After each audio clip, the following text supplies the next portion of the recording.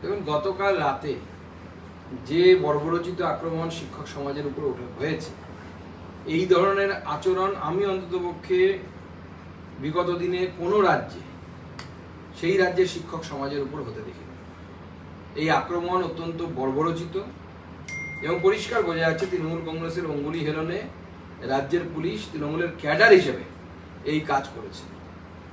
এই কাজের জন্য আগামী দিনে আমার মনে হয় এই পুলিশের উপর মামলা হওয়া উচিত এবং আমি মহামান্য কলকাতা হাইকোর্টকে অনুরোধ করব সুমোটো এই বিষয়টি নেওয়ার জন্য।